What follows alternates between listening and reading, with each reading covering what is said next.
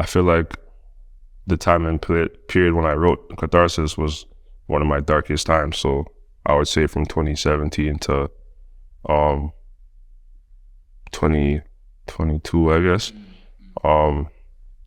It was just me basically going through a time where I was just venting all the time, and because of what I was going through, all the music came out cathartic, came out with like pain in it. I'm telling you what I'm experiencing, the life I'm living, and it just manifested itself into a beautiful project. Hi everyone, welcome back to the blog Good Music TV. My name is Ayo, and you're tuning into our podcast series Behind the Music, where we will be speaking to some of our favorite new artists, and they'll be talking to us about their latest releases. Today, we have Toronto rap artist Wave Montega, and we'll be talking about his new album, Catharsis. Here we go. So, Wave Montega, welcome to the podcast. Thanks for having me.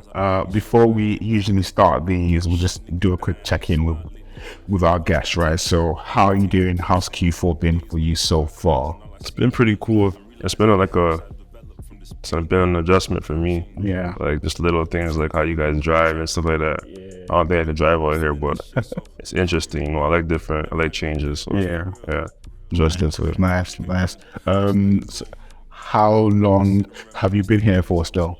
I've been here for like 2 weeks so far. Okay. So I'm gonna be here for another 2. Oh, nice. But yeah, I like it here. Yeah. Nice, definitely. Well, before we jump into why we're here, which is your new album, Catharsis, for the people that are watching or listening that may be meeting you for the first time, could you give us a bit of a backstory of who Wave Montega is and how we got here? Well, I've been making music, well not music, I've been writing since I was a kid, so I've always been a poet, a storyteller, music more so in the past 3-4 years. How we got here, I don't know. I started making music because some of my dogs just started putting my songs out, and then started picking up traction. I put out a song called Side Bag, kind of blew up in Toronto and kind of globally. And then I got a lot of recognition from out here too. Nice. So it's kind of why I'm here now, type of thing. I'm trying to just tap in and reconnect, you know? Yeah, definitely. So, you're from Toronto with Jamaican background. You lived in South Carolina, and you are currently in the UK. So, can you speak to how the music landscape from these different cultures have shaped your sound? Yeah, for sure. So there's a lot of like influence from like Jamaican culture, because I'm Jamaican obviously. I grew up listening to dancehall reggae, so you can hear the melodies, the cadences, the pockets I'd be rapping in. From that, I lived in the States for a while too, so there's a slight influence that in there too, like the way I talk. Yeah. Like I sound like I'm from Toronto, but Toronto's like sound or accent is that of like a Jamaican type of like sound, like, because it's a heavy influence of the Caribbean there. But me living in the States, like I might have certain words I might pick up from, like, you know, if I'm living there for I was there for like 7 years, you know. Wow. So yeah, it's like it's an interesting mix of stuff, you know. So like, how does the UK sound come into that? So like you guys, we sound like very similar, you know, like some of the words we say all come from like either Caribbean or African or some type of like the diaspora, black, whatever. So like a lot of the things we say are similar, so my sound translates over here better than it would in another place like the States or something like that. So yeah, it's pretty similar stuff. That's why I want to tap in with some UK artists and like see how that would sound, type of thing. Cause definitely, it might sound crazy. All right. Before I go to the next question, just like in terms of, you know, which UK artists you like or which UK artists you think you guys would sound good together on songs, and why? I don't know. Cause I'm right now, I'm open to any like working with whoever like I type in like I feel the energy is cool. Like I like their music. I'm willing to work with them. But what did I say? There's this one guy that everyone says I saw him. Like I can't remember his name. It's like Pax or something like that, or Pakes, something like that. Everyone says that mean of Sanda. Like I don't really. I've heard of 1, 2 of his tracks. He's hard. Yeah. Who else? I like Nux. Yeah. I like Passalu. Yeah. Passalu, but not Soundhound. Yeah. Alright. Who else? There's a lot of guys still. There's so many artists here like that I like to tap in with. But yeah, those are just a couple guys off the top, you know? For sure. So let's jump into this album, Catharsis.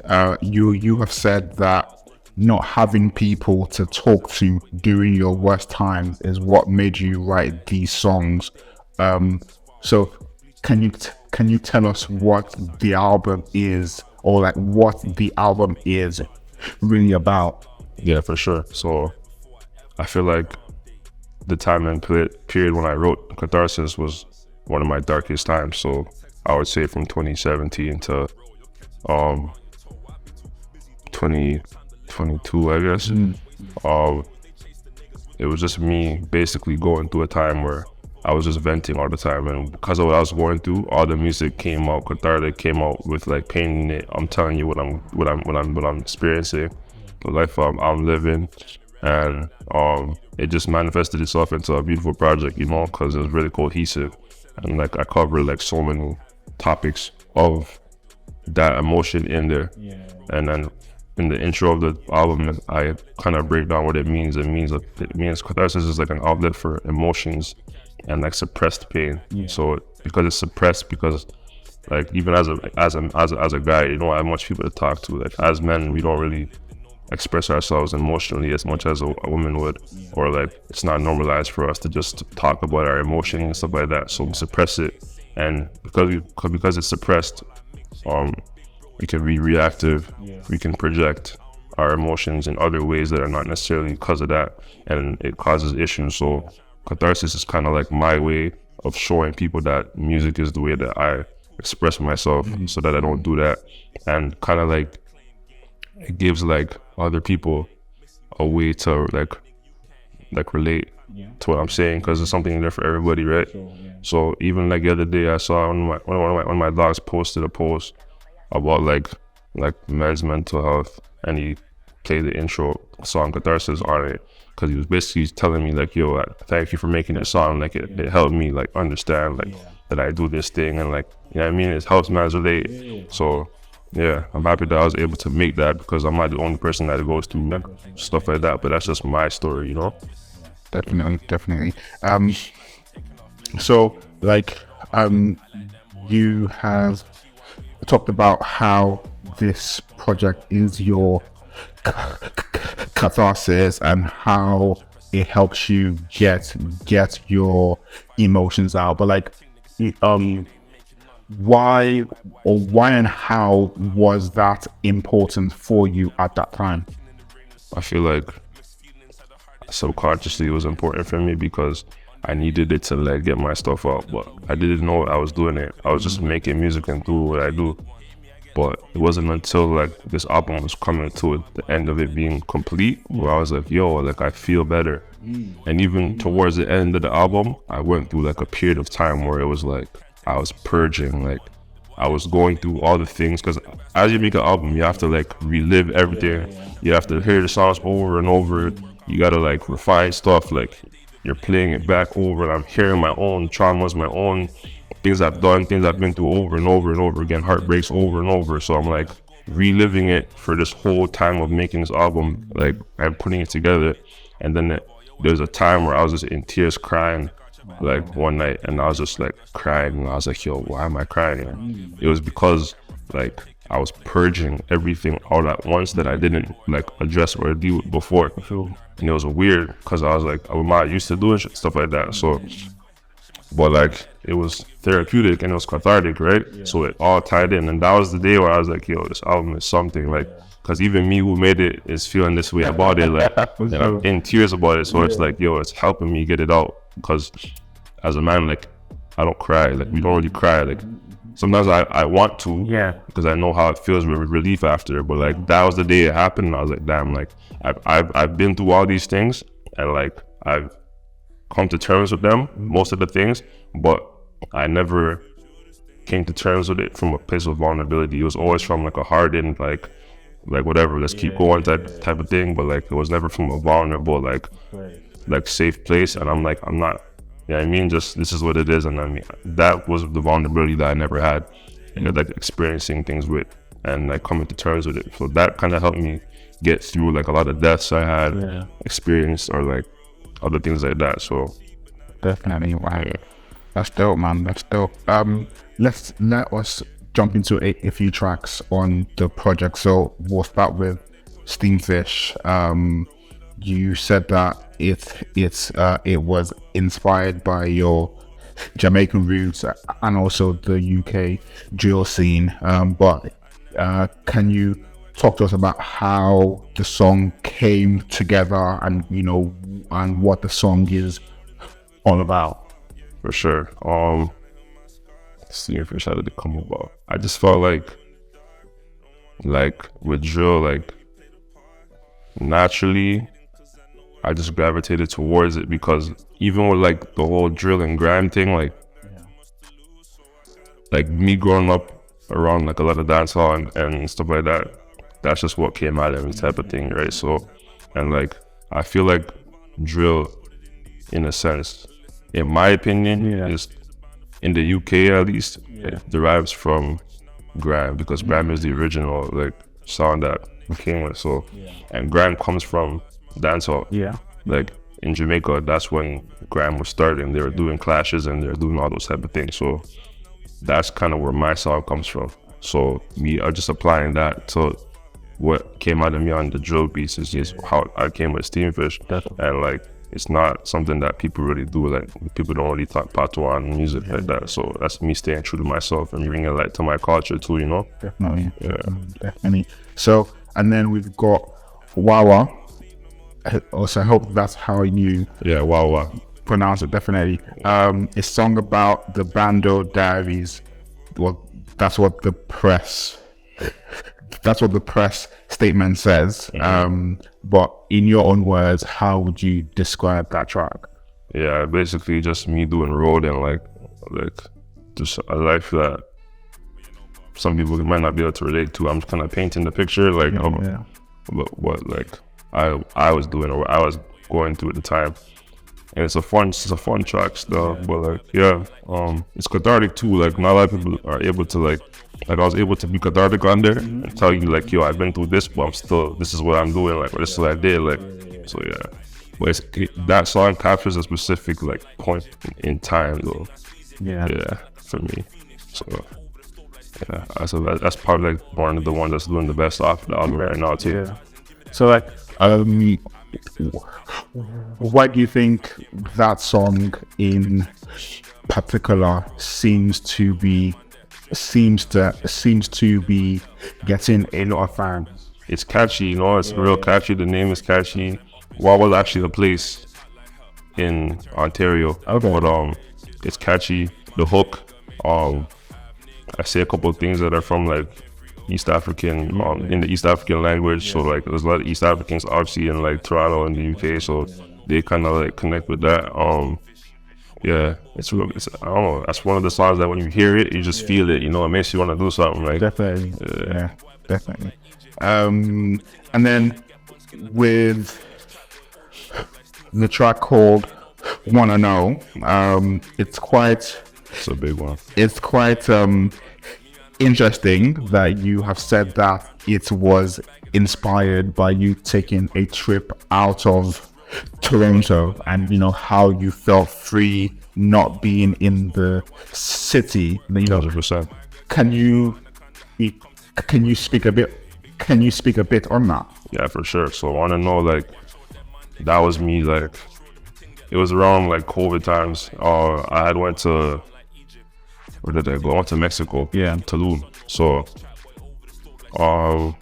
me going to Tulum from Toronto, like, okay, so I'm from Toronto, so when I'm in Toronto, it's different than when I'm somewhere else. Like in Toronto, like sticky, so like you can't just go after. When I go places, I have to be on my P's and Q's. Like I have to watch where I'm going. Like I have to know what ends I'm in. Like from in my ends and like you know what I mean. It's like it's different. So like how you move there versus how you move when you go somewhere else, it's different. Like even being here is different for me. Like I have a certain sense of like freeness. I'm not from here. Like I'm exploring. Like so, but being in Mexico where I know nobody. I'm on the beach, like it's relaxing, it's peaceful, it's warm, the sun's hitting me, like it's different than being in the city and it's cold and it's grimy and like, you know what I mean? Like, so just being there, that song I wanna know is about me feeling like, it's me realizing like how I feel when I'm there is not how I'm supposed to feel. I'm not supposed to feel like tense all the time. I'm supposed to be able to be somewhere where I could be at peace and feel relinquished. And like I realized that because I didn't realize that then, but it reminded me, and that's when I wrote the song. But even when I left Toronto, left Malton, I went to the States when I was 16 years old on my own, and everyone was there having fun, and I'm there hooded up in the party like this, like looking at people, and then after a while I'm like, yo, like they're having fun, I'm not having fun, so someone's not making sense here, and I started to realize like this is. I realized I was a product of where I was from, and that like I had to adapt in order to like let myself experience properly and have fun and see what it was about. So yeah, that song basically is like me from a point of from a removed point, talking about like this is how I want to be, this is what it feels like to be removed from that situation, and like like the hook, it says I just want to cool on the beach in the sun somewhere far, far away where I know no one. Like that's where I feel like most peaceful. You know what I mean? So definitely. And then there is this song that I thought was quite interesting, The Purge, which you say was inspired by what it feels like sometimes when you meditate. Can you talk us through what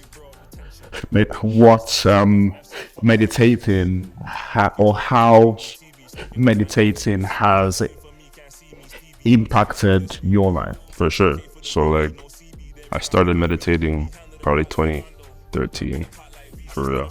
I didn't know what I was doing though. I was just doing it because like I wanted to, like I had like tension in my body. I'm just stretching, and I started doing it and like trying to find a release of my body, but I started like feeling like different, and I wasn't an in tune person, so it made me do my research. I started like listening to myself, listening to my body, and I started to like see changes, like when it came to like manifestation, or when it came to like things that I would think that I wanted, and then I'm doing these things like in an outer body experience type of way, and I'm like, yo, what's going on? So like I started getting deeper into it, and like meditation is important because like when you're living life and you're going fast, you don't get a chance to slow down. Like your brain doesn't get the chance to process emotions and process things until you're not being stimulated at all. And we live in a day and age where everyone is stimulated all the time on their phones, listening to something, talking to somebody, doing something, working. And it's like we develop a stimulation addiction. So it's like when you intentionally meditate, that's the only time your brain gets to like, all right, cool. How did I feel about that happened today? That thing I seen, that thing that I heard. Like your brain processes every single thing you see, hear all day. So it needs that time to just purge it all. You know what I mean? And kind of recalibrate you and recenter you. And if you never do that, then there's long-term things happen, but whatever. So the purge on my album is the skit where it feels like when I was going through the worst stuff, I would like have that stillness. And mind you, when people go through a lot of like trauma or tough times, they run away from that stillness because they don't want to think about the things they've been through. But it's healthy to process those things during that time so you can make sense of it and be done with it instead of lingering on for years. So me knowing that and me being someone who meditates, when I lost my cousin, my brother, and my auntie in the same week, after a while, like just hearing it over and over in my head after like being in that meditative state, kind of like that's what it sounds like in my head. I'm hearing the sounds, I'm hearing the sirens, I'm hearing the gunshots, I'm hearing the people that said this to me, I'm hearing voice notes of like my ex cussing at me. Like all these voice notes and all these sounds that you hear on there, most of them are like things I've compiled in the past 4 or 5 years to make this album. It's real content, you know. So that's kind of like the purge of what it feels like mentally, until you get to the point of peace. Because when you meditate, like your brain is gonna start going through all the stuff, and it's gonna start processing. And when it comes to the point when it's done, it's just quiet and it's peace. So that's why in the purge it starts off chaotic, and then it goes down to like peace at the end. You know, so yeah, that's what that is off the album. Definitely. Thank you for that. Thank you for sharing that. So let's dive into the kind of creative process for the album, more on the technical side of things, right? So, you know, what was the creative process behind making this album? Like, how did you pick out the tracks that would make it, what were those studio sessions like as well? They're really mixed up because I wasn't super intentional on making these songs for an album. I was just making music for the past couple, this is just a bunch of the songs that I made in the past couple of years that fit this theme type of thing. Yeah. So the album was executive produced by Godflow. So shout out Godflow. He helped me figure out like what sound I wanted to go through. He produced most of the records on there. So that was kind of what helped too. But the sessions were like amazing still. Like I remember for Save Me, like that song I made 2020, and like I remember like there's a time where like a lot of stuff was happening that I won't get into, but I remember like I was on the road and I was like Airbnb hopping. I was never where I was, and like I remember like Godflow was the only person that like I could call that was like there for me at the time. Like called Broski and I was like, yo, I'm gonna come to the studio and record. And I made the song Save Me, and all this like they all come to me for saving, but who gonna save me? Like that was what I was feeling in that moment, and like that's what came out of it. And then it manifested itself on the album because it's the whole theme of my cathartic release, you know. And then that song ended up in a film by Director X that was released last month called Quiet Minds to Silent Streets. So it all just comes into play because that film that Director X was that I started and that the song was in is about meditation, and it's about he did it on my area, Malton, actually, and like there's a shooting there that happened. It's about kids meditating to find peace from like trauma and gun violence or whatever. So everything just came together divinely, you know. Yeah. Definitely. You mentioned how you worked with Godflow on the project. You also worked with Sinister on the track as well. But like putting the producers to one side and talking about the kind of guest features and the guest artists on the album, you worked with The Letter Z, Trey Mission, Freight Runner V, and a few more. But like, how did these collaborations come together? For me, I'm somebody who I work with people who I'm a fan of. Like I'm a fan of you, and I love to work with you, type of thing. So I'm a fan of all these artists who are on my project, and these are just people who like I felt fit the vibe. Okay. Like Freight Runner, like on Lessons, perfect feature because his sound, what he talks about, is perfect for that. Letter Z, his voice is so powerful and amazing that like it made the whole song Lessons a record. Yeah. Right. Trey Mission on Frozen, like Trey is somebody who me and him have chemistry when we make music together, and we just coincide perfectly, you know. So I'm a fan of every single artist on the project, and it's just like the songs just fit. It just fit. Like this album just came together like organically and like divinely. So I feel like that's what an album should be. It shouldn't be forced. It shouldn't be you just going for this person and that person. Like it should make sense, you know? Yeah. Definitely. So the album has been out for a week or so. What has the overall reception been like, and how does that make you feel? It's been amazing, for real.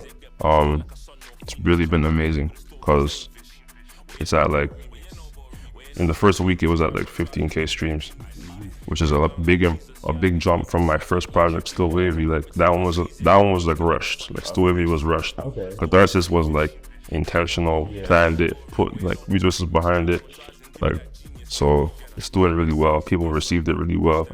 I had a lot of feedback from people on the album, like telling me like what they think about it. It's all been like people telling me like it's touched them in some kind of way, like the message and the emotions I wanted to convey by putting it out, they felt it. So it's just, for me, it's like a mission accomplished.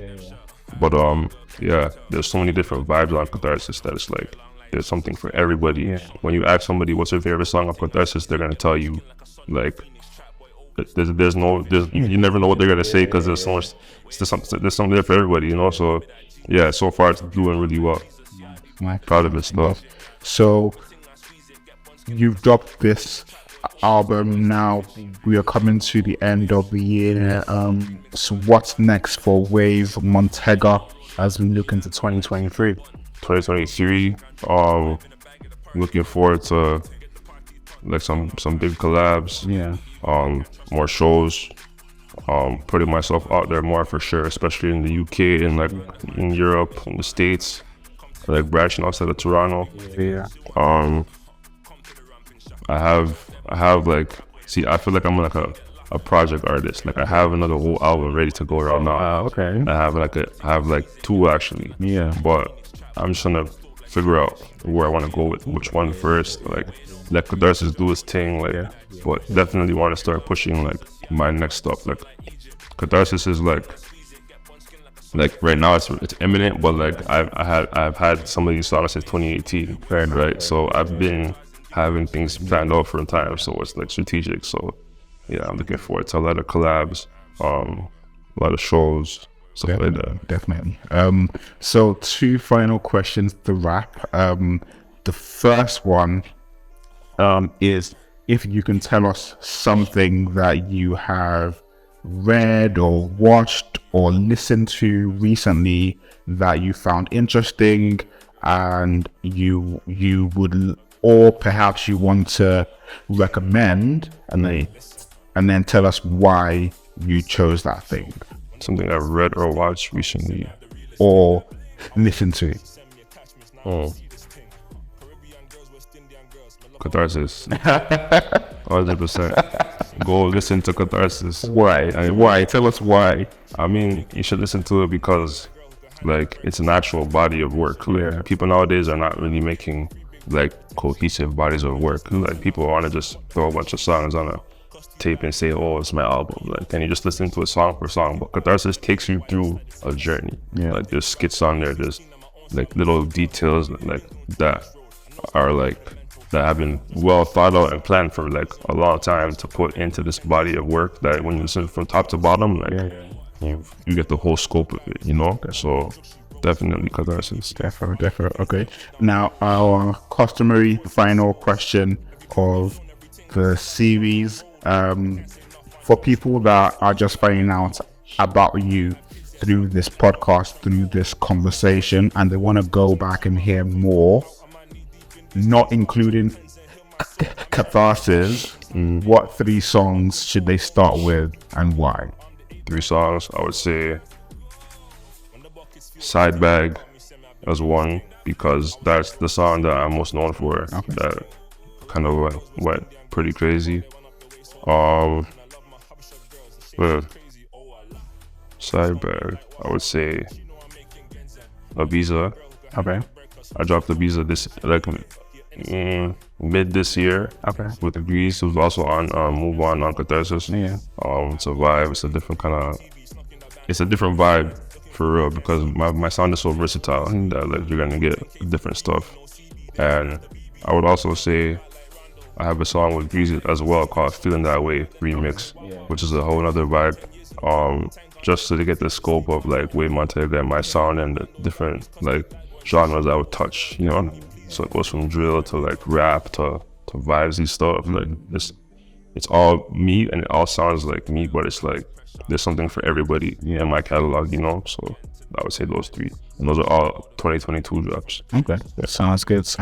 So for the people, where can they find you? Where can they find you on the socials or the internet? It's easy. Wave Montega on everything. Wave Montega, Twitter, Instagram, and whatever. Look me up. All platforms, music on all platforms, and more coming soon. So tap in. You know what I mean? Definitely. Thank you so much, man. Thanks for having me, bro. Man. Thank you.